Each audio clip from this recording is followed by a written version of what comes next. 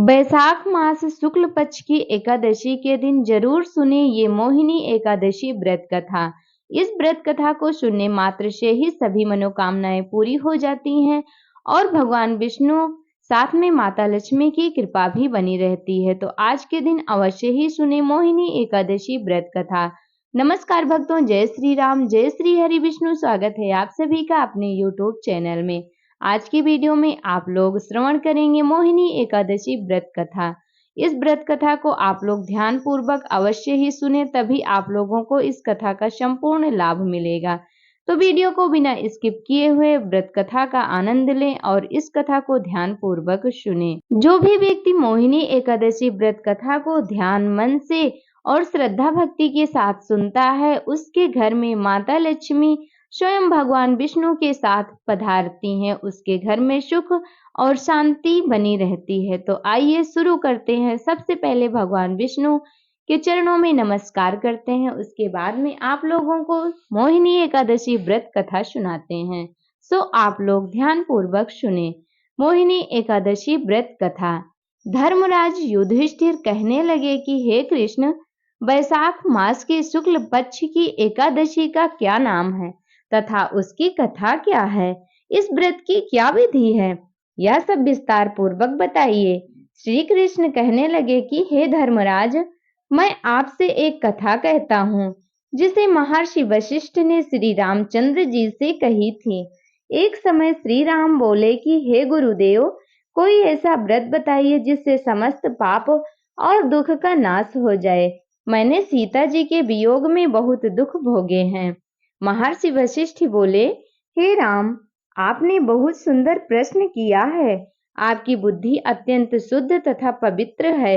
यद्यपि आपका नाम स्मरण करने से मनुष्य पवित्र और शुद्ध हो जाता है, तो भी लोकहित में यह प्रश्न अच्छा है। बैसाख मास में जो एकादशी आती है उसका नाम मोहिनी एकादशी है। इसका व्रत करने से मनुष्य सब पापों तथा दुखों से छूटकर मोह जाल से मुक्त हो जाता है। मैं इसकी कथा कहता हूँ, ध्यान पूर्वक सुनो। सरस्वती नदी तट पर भद्रावती नाम की एक नगरी में धुतिमान नामक चंद्रवंशी राजा राज करता था। वहाँ धन धान्य से संपन्न व पुण्यवान धनपाल नामक वैश्य भी रहता था। वह अत्यंत धर्मालु और विष्णु भक्त था। उसने नगर में अनेक भोजनालय, प्याऊ, कुएं, सरोवर, धर्मशाला आदि बनवाए थे। सड़कों पर आम, जामुन, नीम आदि के अनेक वृक्ष भी लगवाए थे। उसके 5 पुत्र थे। पहले का नाम सुमना, दूसरा सद्बुद्धि, तीसरा मेधावी, चौथा सुकृति और 5वें का नाम धृष्ट बुद्धि था। इनमें से 5वां पुत्र धृष्ट बुद्धि महापापी था। वह पितर आदि को नहीं मानता था। वह वेश्या, दुराचारी मनुष्यों की संगति में रहकर जुआ खेलता और पर स्त्री के साथ भोग विलास करता तथा मद्य मांस का सेवन करता था। इसी प्रकार अनेक कुकर्मों में वह पिता के धन को नष्ट करता रहता था। इन्हीं कारणों से त्रस्त होकर पिता ने उसे घर से निकाल दिया था। घर से बाहर निकलने के बाद वह अपने गहने कपड़े बेचकर अपना निर्वाह करने लगा। जब सब कुछ नष्ट हो गया तो वेश्या और दुराचारी साथियों ने उसका साथ छोड़ दिया। अब वह भूख प्यास से अति दुखी रहने लगा। कोई सहारा न देख चोरी करना सीख गया। एक बार वह पकड़ा गया तो वैश्य का पुत्र जानकर चेतावनी देकर छोड़ दिया गया, मगर दूसरी बार फिर पकड़ में आ गया। राजाज्ञा ने इस बार उसी कारागार में डाल दिया। कारागार में उसे अत्यंत दुख दिए गए। बाद में राजा ने उसे नगरी से निकल जाने को कहा। वह नगरी से निकल वन में चला गया। वहां वन्य पशु पक्षियों को मारकर खाने लगा। कुछ समय पश्चात वह बहेलिया बन गया और धनुष बाण लेकर पशु पक्षियों को मार मार कर खाने लगा। एक दिन भूख प्यास से व्यथित होकर वह खाने की तलाश में घूमता रहा। कौंडिन्य ऋषि के आश्रम में पहुंच गया। उस समय बैसाख मास था और ऋषि गंगा स्नान कर आ रहे थे। उनके भीगे वस्त्रों में छींटे उस पर पड़ने से उसे कुछ सद्बुद्धि प्राप्त हुई। वह कौंडिन्य मुनि से हाथ जोड़कर कहने लगा कि हे मुने, मैंने जीवन में बहुत पाप किए हैं। आप इन पापों से छुटकारा पाने के लिए कोई साधारण और सरल उपाय बताइए जो बिना धन खर्च किए किया जा सके। उसके दीन वचन सुनकर मुनि ने प्रसन्न होकर कहा कि वैशाख मास के शुक्ल पक्ष की मोहिनी एकादशी नामक व्रत करो।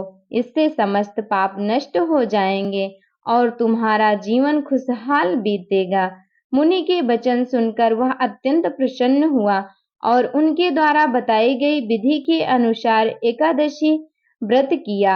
हे राम, इस व्रत के प्रभाव से उसके सब पाप नष्ट हो गए और अंत में वह गरुड़ पर बैठकर विष्णु लोक को गया। इस व्रत से मोह आदि सब नष्ट हो जाते हैं। संसार में इस व्रत से श्रेष्ठ कोई व्रत नहीं है। इसके महात्म्य को पढ़ने से अथवा सुनने से 1000 गौदान का फल प्राप्त होता है। वैशाख मास के शुक्ल पक्ष की एकादशी के दिन जो मनुष्य व्रत रखता है और व्रत रखने के बाद पूजा पाठ करने के बाद इस व्रत कथा को सुनता है, उसके समस्त पाप नष्ट हो जाते हैं और अंत में वह विष्णु धाम को प्राप्त होता है।